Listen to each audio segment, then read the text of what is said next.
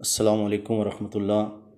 فرض نمازوں کے بعد رسول کریم صلی اللہ علیہ وسلم فرماتے ہیں، ابو امامہ رضی اللہ تعالیٰ عنہ سے روایت ہے کہ جو شخص ہر فرض نماز کے بعد آیت الکرسی پڑھے، اس کے اور جنت کے درمیان اگر رکاوٹ ہے تو صرف اس کی موت ہے اور کوئی چیز نہیں۔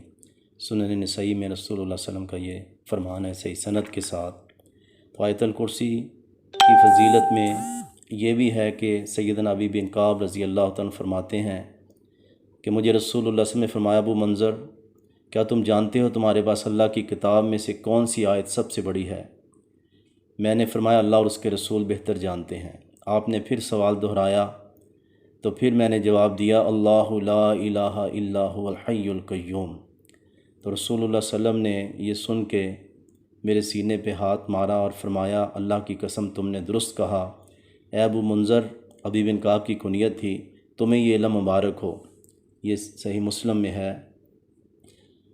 اسی طرح ابو ہریرہ رضی اللہ تعالیٰ عنہ فرماتے ہیں ایک لمبی حدیث جس کا خلاصہ یہ ہے کہ فطرانہ اس کی حفاظت کے لیے رسول اللہ صلی اللہ علیہ وسلم نے ابو ہریرہ کو چوکیداری کے لیے مامور کیا۔ رات کو ایک چور آتا اور چوری کرنے کی کوشش کرتا، یہ پکڑ لیتے، وہ منت سماجت کرتا، میں بال بچے دار ہوں، ترس کھا کے چھوڑ دیتے۔ تو اس طرح بار بار وہ 2-3 راتیں پکڑا جاتا۔ تیسری دفعہ فرمایا بھی میں اب تجھے پکڑ کے اللہ کے نبی کے سامنے لے کے جاؤں گا۔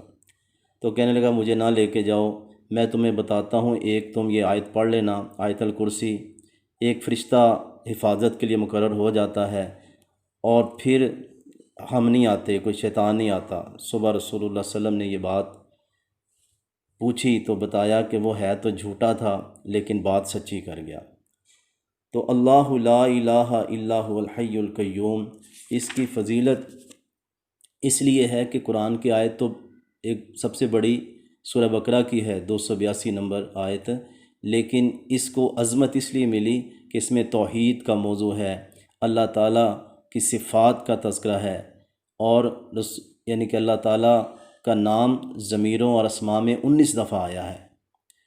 تو اللہ لا الہ کہ اللہ ہی الہ ہے، اس کے سوا کوئی الہ نہیں۔ دلیل یہ ہے کہ وہ زندہ ہے اور قیوم ہے، کیونکہ دنیا میں ساری مخلوق حادث ہے، یعنی کہ پیدا ہوئی ہے، اور جو پیدا ہوئی ہے وہ فنا ہونے والی ہے۔ جس طرح سورہ رحمان میں ہے، کل من علیہا فان ویبقی وجہ ربک ذو الجلال والاکرام، ہر چیز فنا ہونے والی، باقی ذات صرف رب کی رہنے والی ہے۔ اسی طرح ایک اور جگہ سورہ قصص میں ہے، کل شیء ہالک، ہر چیز ہلاک ہونے والی ہے سوائے اس کے چہرے، رب کے چہرے کے۔ تو یہاں انبیاء کو بھی رخصت ہونا پڑا، یہاں کسی نے ہمیشہ نہیں رہنا، وہی ایک ہے جس کو دائم بقا ہے، مولانا حالی کہتے ہیں، جہاں کی وراثت اسی کی سزا ہے، سوا اس کے انجام سب کا فنا ہے، نہ کوئی رہے گا نہ کوئی رہا ہے، مسافر یہاں ہے فقیر اور غنی سب، غلام اور آزاد ہیں رفتنی سب۔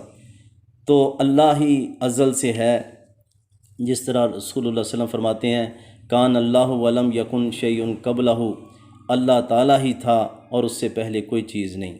تو جو چیز پیدا ہو، وہ سورج، چاند، ستارے، انسان، فرشتے، تو وہ فنا ہونے والے ہیں، موت آنے والی ہے، تو وہ الہ نہیں ہو سکتے۔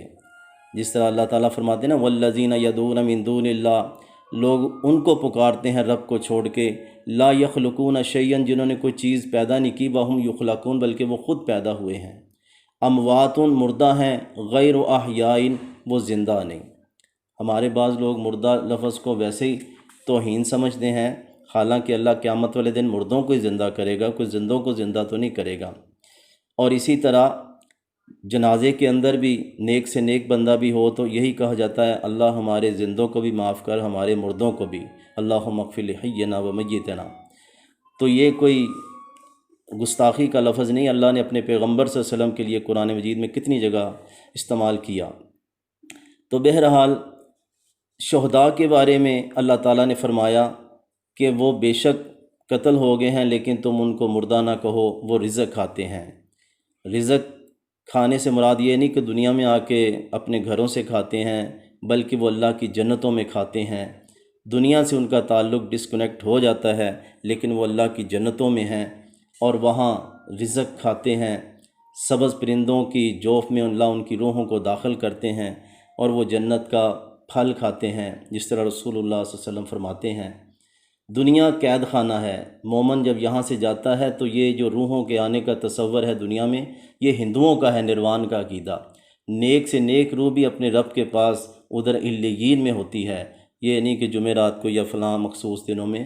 یہ روحوں کے آنے کا تصور اسلام کا نہیں ہے، ورنہ اگر روحوں کے آنے کا تصور ہوتا تو بدر کے 14 شہیدوں کی ڈیوٹی رسول اللہ صلی اللہ علیہ وسلم احد کے دن بھی لگا لیتے، جی فلاں ٹیکری تمہاری ذمہ داری ہے، یا 70 شہداء کو اللہ کہ نبی صلی اللہ علیہ وسلم خندق کھودنے کے لیے ان کی بھی ڈیوٹی لگا دیتے۔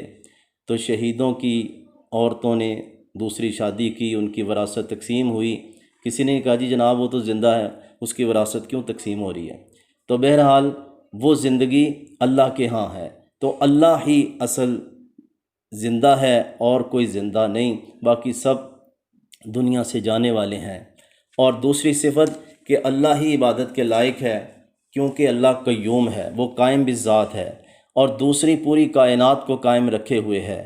لوگوں نے سورج چاند ستاروں کی عبادت کی، حالانکہ وہ تو خود اللہ کے قانون کے تحت جکڑے ہوئے ہیں اور کروڑوں سالوں سے اسی طرح وہ گردش کر رہے ہیں، بے بس ہیں۔ پتھر کی مورتیوں کی لوگوں نے عبادت کی، حالانکہ پجاری اگر اس کو دھو دھا کے خوشبو نہ لگائے تو کون ان کے پاس آ کے بیٹھے اور دعائیں مانگے۔ اسی طرح کچھ اور چیزوں کو لوگوں نے الوہیت کا درجہ دیا، حالانکہ اگر مجاور اور مرید ان کے جھوٹے افسانے نہ بیان کرے تو کون ادھر آئے۔ تو بہرحال اللہ رب العزت فرماتے ہیں کہ وہ قیوم ہے، قائم بالذات ہے۔ ان اللہ یمسک السماوات والارض ان تزولا، آسمان و زمین کو اگر گرنے نہیں دیتا تو اللہ تھامے ہوئے ہے۔ اگر پرندے نہیں گرتے ما یمسکہن الا الرحمن، رحمان تھامے ہوئے ہے اور وہ ہر چیز کو تھامے ہوئے ہے۔ یہاں سلیمان علیہ السلام ٹیک لگا کے کھڑے تھے، روح قبض ہوگی، فلما خر تبینت الجن، جب گر گئے تو جنوں کو پتہ لگ گیا کہ ہم تو غلطی میں تھے۔ تو یہاں کوئی بھی قائم نہیں ہے، سب نے گرنا ہے، قبروں میں جانا ہے۔ خود رسول اللہ صلی اللہ علیہ وسلم لہو لوہان ہوئے طائف اور احد کے یعنی کہ میدانوں میں۔ ایک دفعہ گھوڑے سے رسول اللہ علیہ وسلم گر گئے، موچ آ گئی۔ تو بندہ تو اپنے دل کی دھڑکن، اپنی سانسوں، اپنے شوگر لیول اور خون کی سپیڈ کو نہیں تھام سکتا، تو کون کسی کو قائم رکھ سکتا ہے؟ اس لیے اللہ ہی عبادت کے لائق ہے، کیونکہ وہ قائم ہے اور وہی زندہ ہے۔ باقی سب کو موت آنی ہے، سب نے گرنا ہے، قائم اللہ ہی ہے۔ تو اس لیے آیت الکرسی میں یہ 2 صفات بیان ہوئیں۔ اللہ سمجھنے کی توفیق عطا فرمائے۔